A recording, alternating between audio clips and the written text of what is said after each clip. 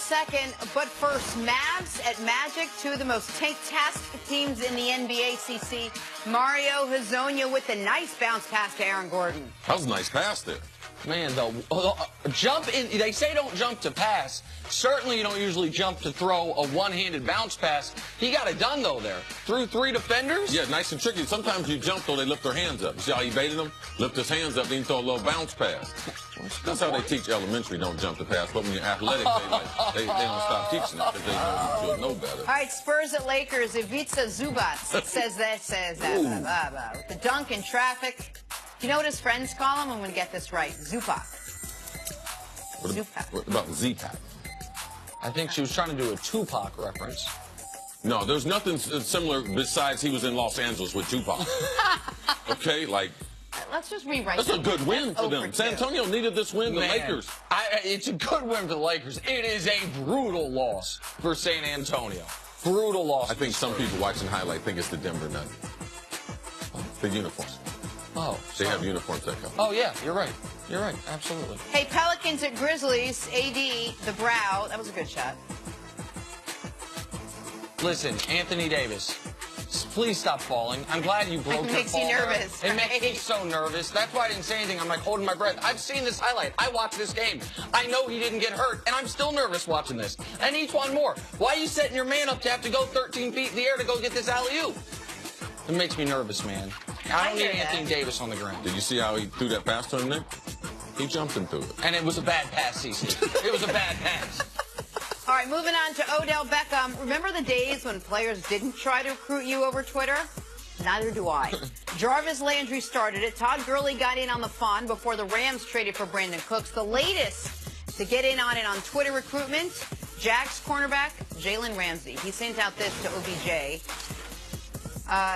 Jerry and Prime used to go at it and make each other better on a daily. Hashtag I'm just thinking out loud. Hashtag I'm thinking greatness, though. CC, would OBJ be a good fit with the Jaguars? You actually were the first to bring this up yesterday. It was interesting. With Tom Coughlin, him running the football operations there in Jacksonville, they have a need at wide receiver. They do have Jalen Ramsey and some other personalities on that defense that I believe OBJ would fit in nice with. Yes, they got a quarterback they're not paying $25 million to over a long period of time. Now, he's not as good as people would like him to be, but I guarantee you if he had OBJ, he'd get a lot better in a hurry. Their ability to be able to run the ball down people's throat. This offseason, what did they concentrate on? They went out and got the best guard in football, going to get him from Carolina, made him the highest paid guard. They're getting ready to mash people to death.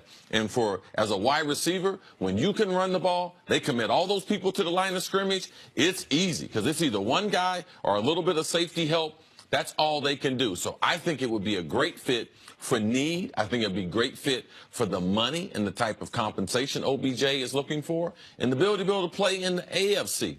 I believe that he would enjoy that playing in Florida on a natural surface. Real quick, before I get to my thoughts on this, is there a real thing, too, also, he and Jalen Ramsey, iron sharpening iron, as Odell put it, like in his tweet back, that two great players going against each other? I'll ignore the fact that Jalen Ramsey compared himself to the greatest cover corner ever in Deion Sanders. Like, just, is there anything there to you? Jalen is that kind of good. He can compare himself. And he's from Florida State. He can compare himself to Prime. To me, Deion Sanders is the greatest DB that's ever played in the NFL.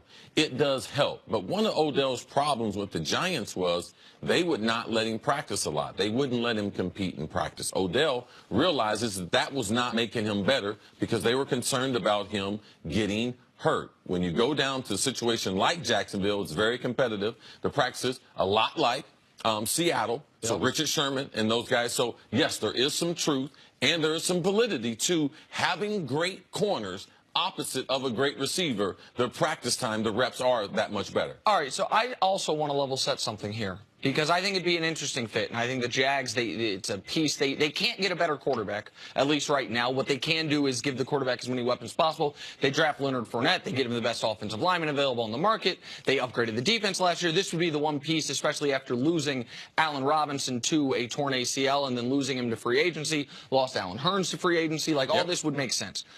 But I do think it's noteworthy. So Odell's new offensive coordinator, his offensive coordinator, Mike Shula, came out and said he's a vital piece of our offense. We have heard Odell's current teammates speak highly of him. We're yet to hear a player outside of the league tweet something along the lines of, "Don't want Odell here, all them damn distractions." Well, who that says video. that? When was the last time a player said, "We don't want this player on our team"? We Well, hear the Von Millers, like we hear. Does that happen a lot? Where you hear players? I mean, I feel like we from heard that we heard that some with RG3, which was one of the issues I had with the signing in Baltimore. But I think a more fair question is there's a lot of guys who were free agents. I haven't seen. He's not even a free agent. I haven't seen anyone recruited aside from Kirk Cousins the way OBJ is being recruited. So I say all that to say this. I know the ownership doesn't necessarily like answering questions about Odell. Doesn't seem like there are players around the league worried about the things we're worried about with Odell. Seems like whichever team gets him, those teammates would be excited about getting him, that he would be a welcome addition to their locker room. Jenna, you're right. Nick, in that you're wrong. Even though you might recruit a guy, there are concerns. I guarantee you Jalen Ramsey would have not been happy with the boat trip. Guarantee you that, all right? Guys don't say that on Twitter, but guys are trying to win. And when you add that type of talent to the locker room, they're not expecting to bring no distractions. They're talking about just the football player, but there are distractions that come with it. Okay, I got something to say about that, but we have Jay Wright coming up, so I'll wait. We can talk about this. Yeah, I've been in the NFL locker room for 16 years. I understand that.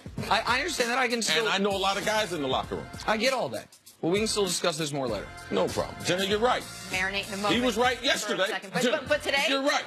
Marinating. Coming up, national champion head coach Jay Wright joins us next on First Things First. Coach. Oh, look at him. There he is. Coach. No sidebar.